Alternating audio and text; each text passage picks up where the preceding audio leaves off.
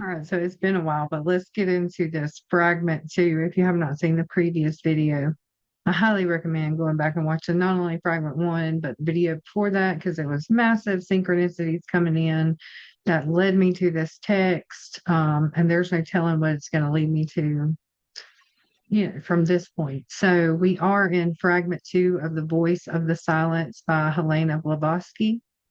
And I'm just going to jump right in. The two paths. And now, O teacher of compassion, point thou the way to other men. Behold, all those who knocking for admission await in ignorance and darkness to see the gate of the sweet law flung open. So I feel like coming from fragment one, where we talked about getting into that stillness, seeing the selfless, right? I feel like that would be that darkness, that ignorance and darkness await there to see the gate of the sweet law flung open. The voice of the candidates. Shalt not thou, master of thine own mercy, reveal the doctrine of the heart? Shalt thou refuse to lead thy servants unto the path of liberation? Quoth the teacher, the paths are two, the great perfections three. Six are the virtues that transform the body into the tree of knowledge. So the paths are two. We have liberation and renunciation. One, liberation being your personal escape from rebirth. And the second path, which I feel a lot of us are on, is the renunciation, and that's staying to help others.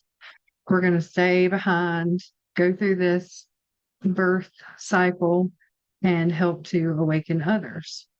Now, I know everyone is not on that particular path, but if you take a look out into the spiritual community, you're going to see that that path in itself is fairly common. The great three perfections is the Danya, the generosity, Sheila or Shila, ethics, your morals, um, Shante or Shanti, Kashanti, it's Kshante, and that's patience. And it was talking about the six virtues. So that's those three plus the vibra, which is your energy, your diligence, your focus with Dhyana, and prasna is that wisdom part. So these six virtues will help to transform the body into the tree of knowledge. Who shall approach them? Who shall first enter them?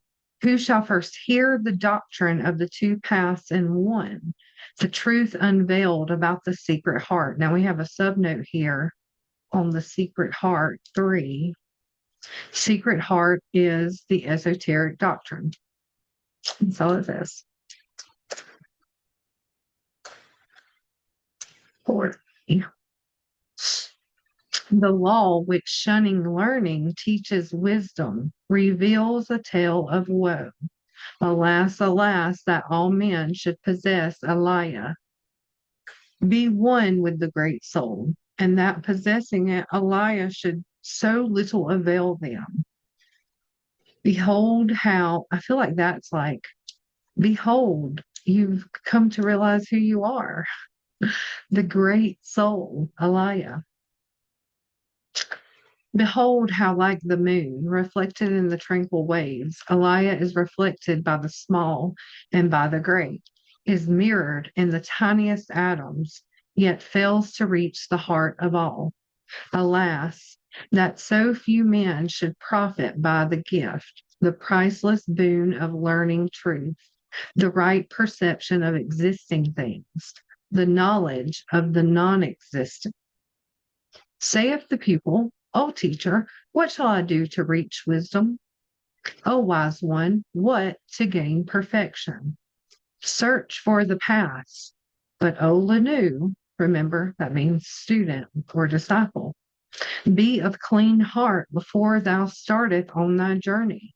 Before thou takest thy first step, learn to discern the real from the false, the ever fleeting from the everlasting.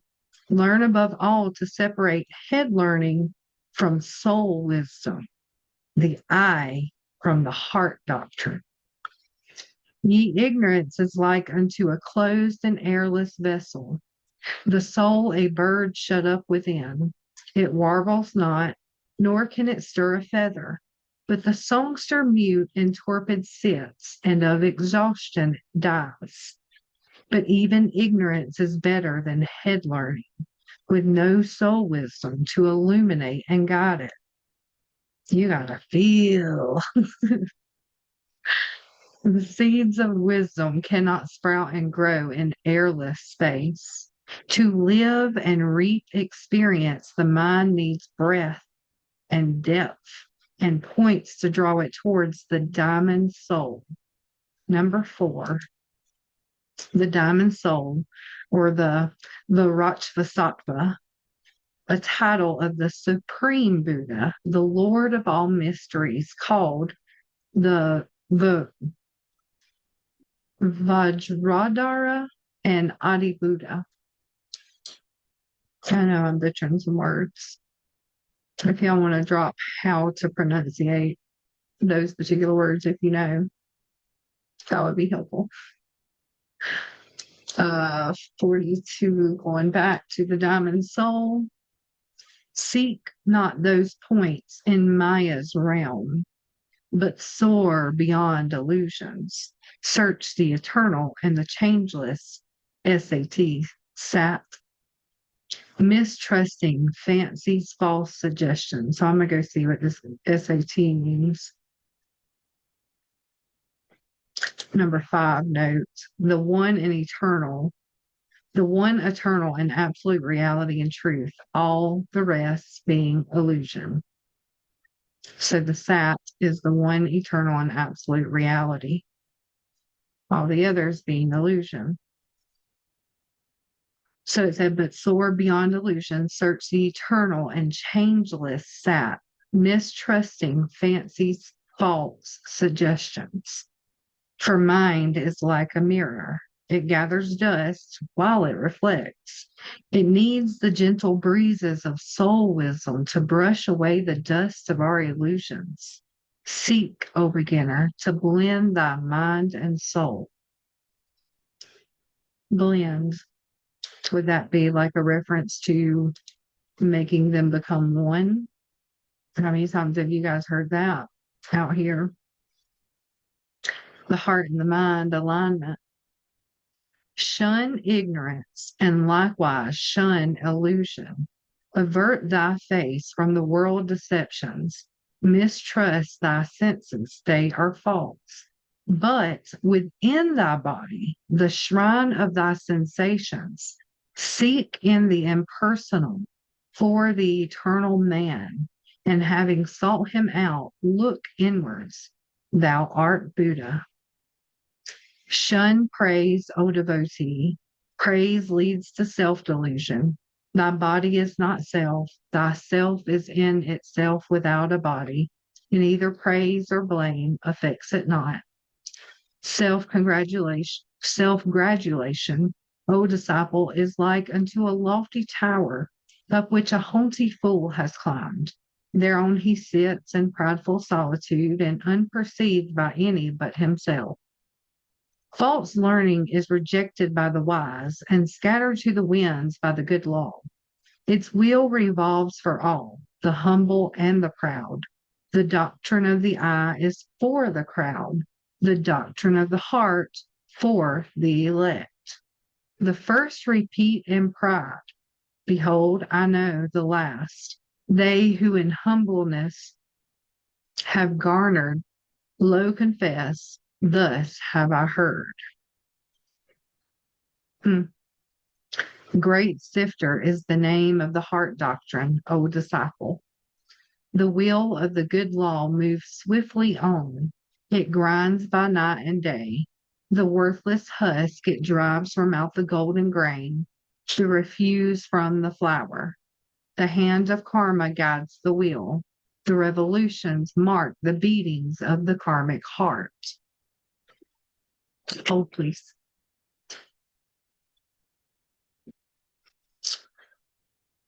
That's so good. True knowledge is the flower. False learning is the husk. If thou wouldest eat the bread of wisdom, thy flour thou hast to knead with Amaritas clear waters. But if thou kneadest husk with Maya's dew, thou canst create but food for the black doves of death, the birds of birth, decay, and sorrow. If thou art told that to become Arhan, thou hast to cease to love all beings, tell them they lie. If thou art told that to gain liberation, thou hast to hate thy mother and disregard thy son, to disavow thy father and call him householder, for man and beast all pity to renounce, tell them their tongue is false. Thus teach the Tartikas, the unbelievers. We have a note here, the unbelievers, the Brahmin ascetics. If thou art taught that sin is born of action and bliss of absolute inaction, then tell them that they err. Non-permanence of human action, deliverance of mind from thraldom by the cessation of sin and faults, are not for deva egos. The reincarnating ego is the note on that. Thus saith the doctrine of the heart. The Dharma of the eye is the embodiment of the external and the non-existing. The Dharma of the heart is the embodiment of the Bodhi, the true divine wisdom, the permanent and the everlasting. The lamp burns bright when wick and oil are clean. To make them clean, a cleaner is required. The flame fills not the process of the cleaning. The branches of the tree are shaken by the wind. The trunk remains unmoved. Both action and inaction may find room in thee. Thy body agitated, thy mind tranquil, thy soul as limpid as a mountain lake. Wouldst thou become a yogi of time's circle? Then, O Lanu, is that yogi or yogi? Wouldst thou become one of time's circle? Believe thou not that sitting in dark forest, in proud seclusion and apart from men, believe thou not that life on roots and plants, that thirst assuaged with snow from the great range, believe thou not, O devotee, that this will lead thee to the goal of final liberation. Think not that breaking bone, that rending flesh and muscle, unites thee to thy silent self. Silent self, number 12. The higher self, the seventh principle.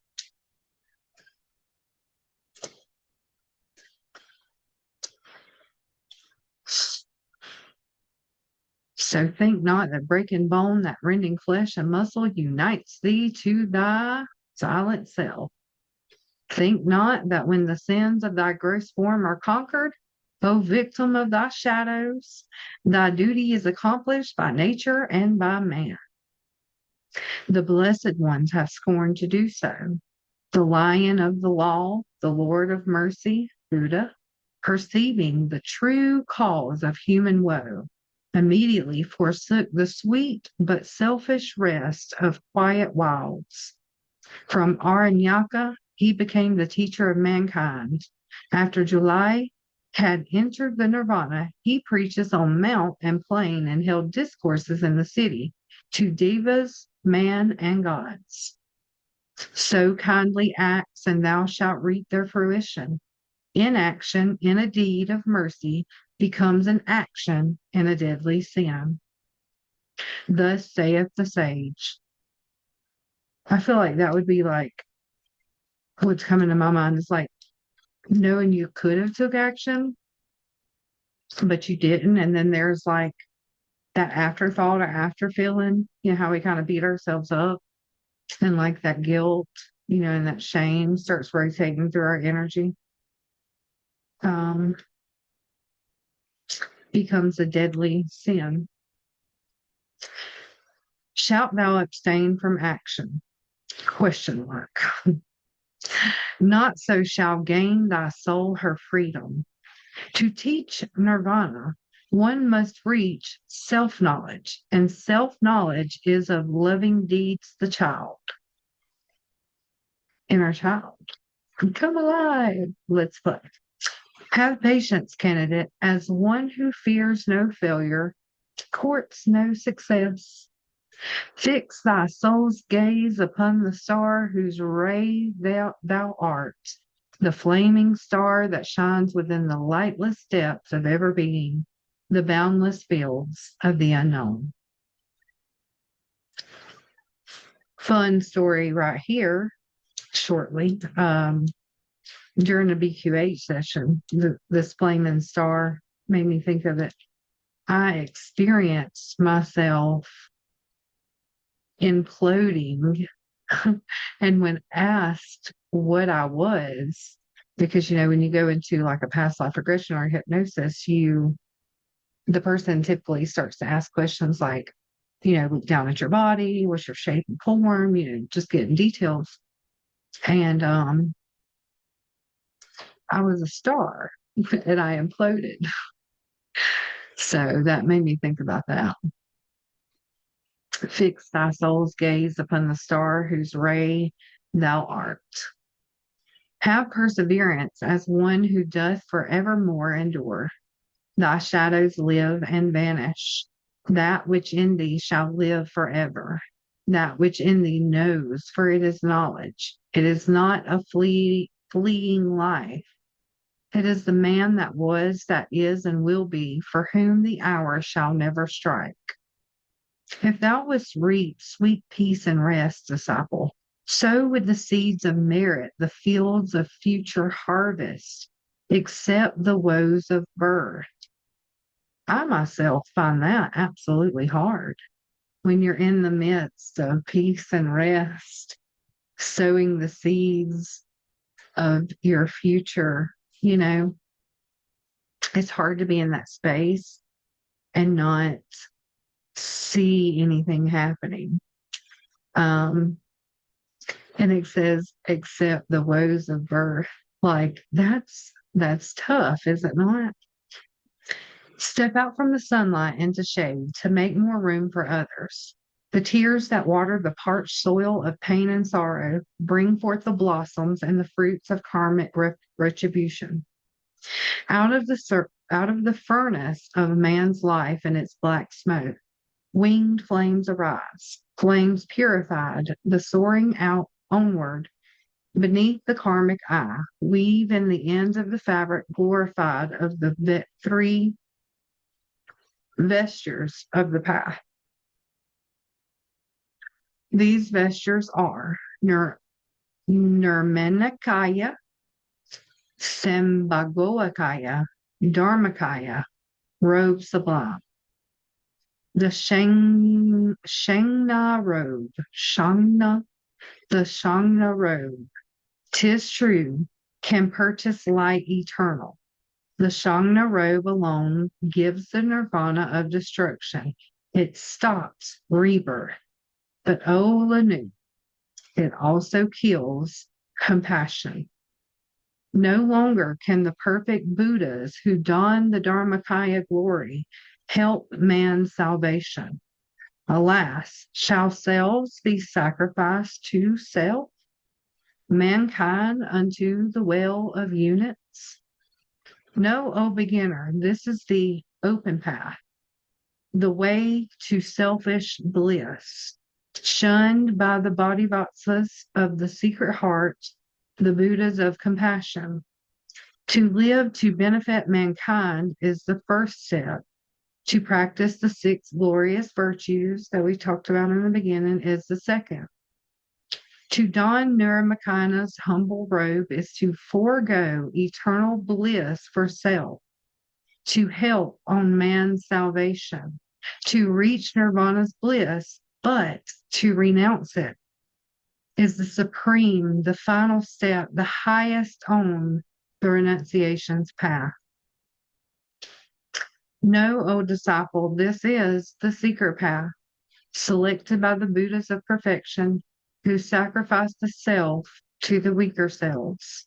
Yet, if the doctrine of the heart is too high winged for thee, if thou needest help thyself and fearest to offer help to others, then thou of timid heart be warned in time. Then thou of timid heart be warned in time. Remain content with the eye doctrine of the law. Hope still. For if the secret path is unattainable this day, it is within thy reach tomorrow.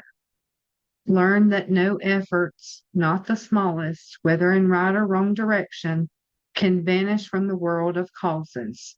Even wasted smoke remains not traceless. A harsh word uttered in past lives is not destroyed, but ever comes again. The pepper plant will not give birth to roses, nor will the sweet jessamine silver star to thorn or thistle turn. Thou canst create this day thy chances for thy morrow.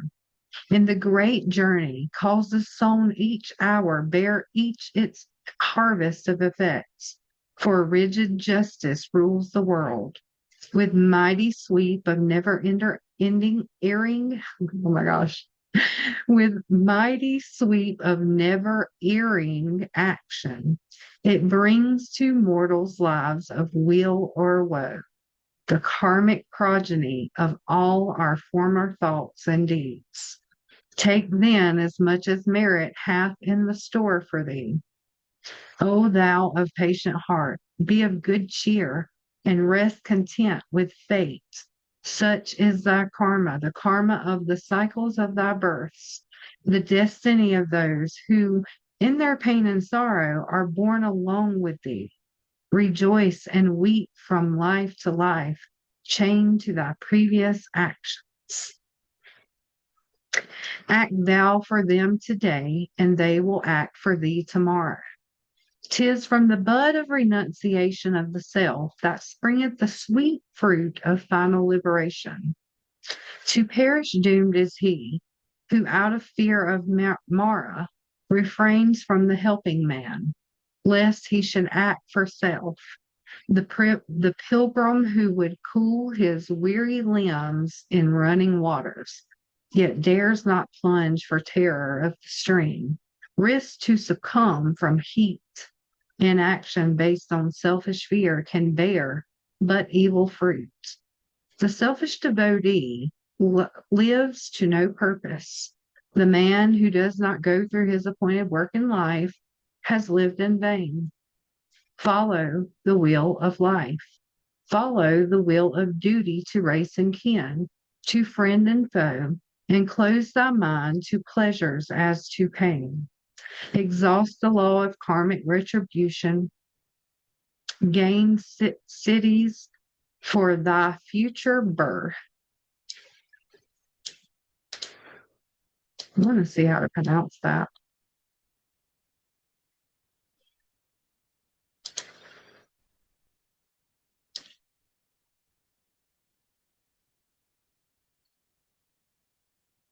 Is it not going to work?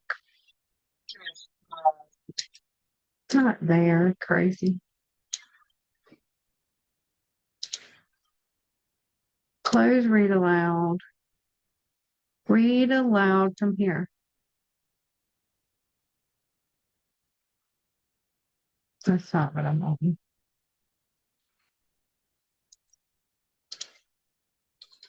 I don't know why it's not. Okay, so the CDs or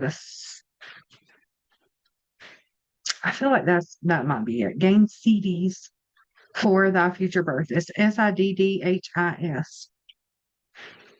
If sun thou canst not be, then be the humble planet. Aye, if thou art debarred from flaming like the noonday sun upon the snow-capped mount of purity eternal, then choose, O neophyte, a humbler course. Point out the way, however dimly and lost among the host. as does the evening star for those who tread their path in darkness. I like this. Okay, choose a humbler path. Behold, Migmar, which is Mars. The little note on it is Mars. His crimson veils his eye. Mind, Mars. No. Action. Huh. Choice. Let me keep reading. Behold the fiery aura of the hand of Lagpa. That's Mercury. Lagpa. Extended in protecting love over the heads of his ascetics. Both are now servants to Nimya, the sun, left in his absence, silent watchers in the night. Yet both in Kalpa's past were bright Nimyas, and may in future days again become two suns. Such are the falls and rises of the karmic law in nature.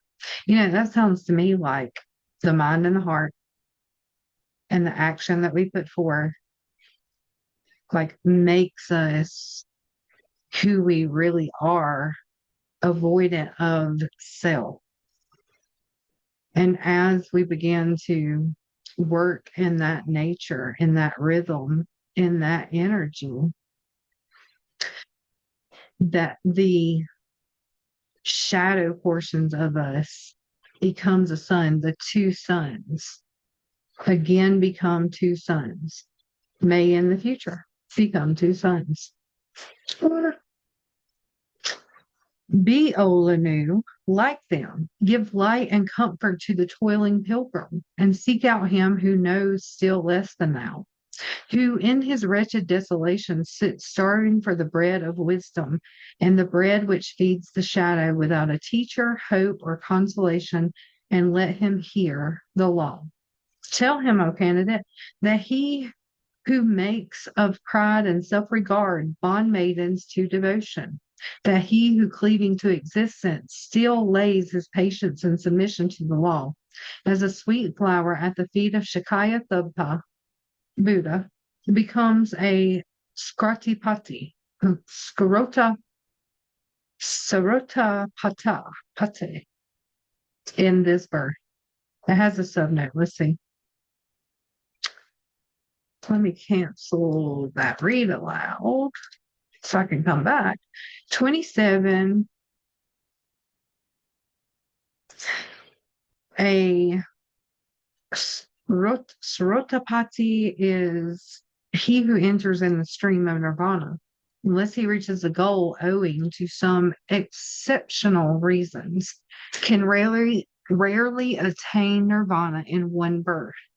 Usually a chela is said to begin the ascending effort in one life and to end or reach it only in his seventh succeeding birth.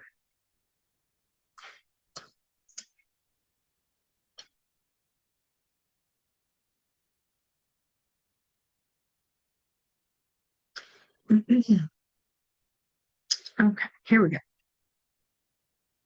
So one becomes that in this birth. The cities of perfection may loom far, far away, but the first step is taken. The stream is entered, and he may gain the eyesight of the mountain eagle, the hearing of a timid doe. Tell him, O aspirant, that true devotion may bring him back the knowledge, that knowledge which was his in former births.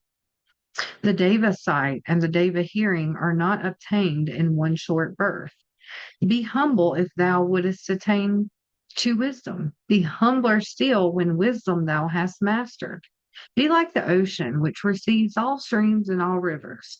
The ocean's mighty calm remains unmoved. It fills them not. Restrained by thy divine, thy lower self. Restrained by the eternal, the divine. Aye, great is he who is the slayer of desire. Still greater he in whom the self divine has slain the very knowledge of desire. Guard thou the lower, lest it soil the higher. The way to final freedom is within thyself. That way begins and ends outside of self. Unpraised by men and humble is the mother of all rivers. In Terthika's proud sight, empty the human form through filled with Amarita's sweet waters in the sight of fools. Withal, the birthplace of the sacred rivers is the sacred land. And he who wisdom hath is honored by all men. Arhans and sages of the boundless vision are rare as is the blossom of the undabar tree. Arhans are born at midnight hour, together with the sacred plants of 9 and 7 stalks. The holy flower that opes and blooms in darkness out of the pure dew and on the frozen bed of snow-capped heights, heights that are trodden by no sinful foot. No, Arhan, O Lanu, becomes one in that birth when, for the first, the soul begins to long for final liberation. Yet, O thou anxious one, no warrior volunteering fight in the fierce strife between the living and the dead. Note 32. I gotta go see what that says. The living is the immortal higher ego, and the dead is the lower personal ego.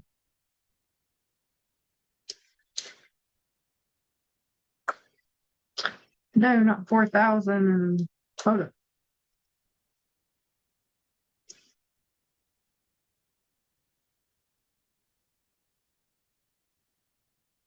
Okay, 32. All right, so no warrior volunteering fight in the fierce strife between the higher and the lower, the living and the dead. Not one recruit can ever be refused the right to enter on the path that leads toward the field of battle. For either he shall win or he shall fail. If he conquers, nirvana shall be his. Before he casts his shadow off his mortal coil, that pregnant cause of anguish and imitable pain, in him will men a great and holy Buddha honor. And if he falls, even then he does not fall in vain. The enemies he slew in the last battle will not return to life in the next birth that will be his. But if thou wouldst nirvana reach or cast the prize away, let not the fruit of action and inaction be thy motive.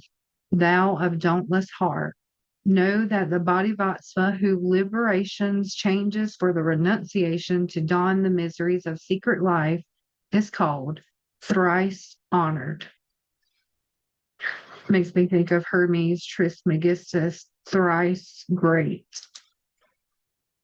O thou candidate for woe throughout the cycles.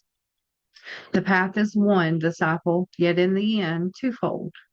Marked are its stages by 4 and 7 portals. At one end, bliss immediate, and at the other, bliss deferred. Both are of merit the reward. The choice is thine. The one becomes the two, the open and the secret. The first one leadeth to the goal, the second to self-emulation. When to the permanent is sacrificed the mutable, the prize is thine. The drop returneth whence it came. The open path leads to the changeless change. Nirvana, the glorious state of absoluteness, the bliss past human thought. Thus the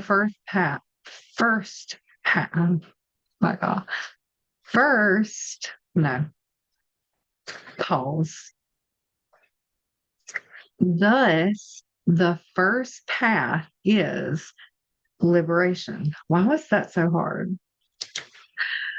But path the second is renunciation, and therefore called the path of woe.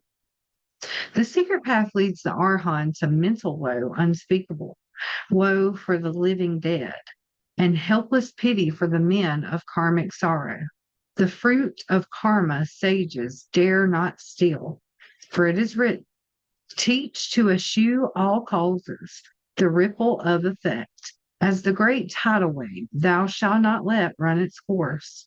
The open way, no sooner hast thou reached its goal, will leave thee to reject the Blavatsky body and make thee enter the thrice glorious state of Dharmakaya, which is oblivion of the world and men forever. The secret way leads also to the paranirvanic bliss, but at the close of kalpas without number. Nirvana is gained and lost from boundless pity and compassion for the world of deluded mortals. But it is said, the last shall be the greatest. Samyak Samdabuddha, the teacher of perfection, gave up his self for the salvation of the world by stopping at the threshold of nirvana, the pure state. Thou hast the knowledge now concerning the two ways. Thy time will come for choice, O thou of eager soul. When thou hast reached the end and passed the seven portals, thy mind is clear. No more art thou entangled in delusive thoughts, for thou hast learned all. Unveiled stands truth and looks thee sternly in the face, and she says, sweet are the fruits of rest and liberation for the sake of self, but sweeter still the fruits of long and bitter duty. Aye, renunciation for the sake of others, of suffering fellow men. He who becomes Pratyeka Buddha makes his obedience but to his self. The Bodhisattva who has won the battle, who holds the prize within his palm, yet says in his divine compassion, for others' sake, this great reward I yield, accomplishes the greater renunciation. A savior of the world he is. Behold, the goal of bliss and the long path of woe are at the furthest end. Thou canst choose either, O aspirant to sorrow, throughout the becoming cycles. Om Vajrapani Hum. And then it's fragment 3. That was very interesting, huh? So here we have the two paths. Kind of gets real here, right? We're coming from this space of stillness, so we're figuring out we're not this. And here we are with a choice. Which path to take? Blavatsky didn't really make this into some, abstract riddle. She kind of laid it out here. This is what this is, and this is what this is. And it's thine to choose. Choice, it's your choice. Two roads, two destinies. The path of liberation for self, the one who awakens and ultimately escapes the wheel of rebirth, goes into nirvana alone. There's no shame in that. There's no malice in it. But there's also no turning back to help other people. And then the other path, the path of renunciation, that thou, the one who says, yeah, I'll stay. I'll live out some cycles. I'll come back again and again and again until every last soul is free. And that thou is not pretty. It carries weight. It's a promise that's carried on oneself. To walk back into this fire, back into the ring of fire every lifetime without applause and without rewards and without medals and without safety, knowing that you could have chosen to rest. It's a tough path. In fragment 1, we have killing off the self, the false self. And then here in fragment 2, we're shown a different question. It's like, now that you've done that, now that you know how to do that, now that you truly see, what are you going to do with it? And I don't know, maybe that's why I stumbled onto that strange video. that was kind of doing their interpretation of the voice of the silence. And maybe that's why I chose to look at the notes and see that the gray fringe, which was very similar to what I talk about, the void or the in-between space, the place between worlds, it was timestamped for 32, which is my number. Y'all go check out my other channel, the 30-second gate. But 32, the number of paths in the tree of life, the point where descent ends and the ascent begins. So maybe all of this isn't random at all. Huge, huge, huge synchronicities. And my mouth is like, will you please stop? You haven't talked this much in days. So it's like, what are you doing? So if you're here and you've listened this far, then you probably are standing at that brink, at that crossroad, at that point of the two paths.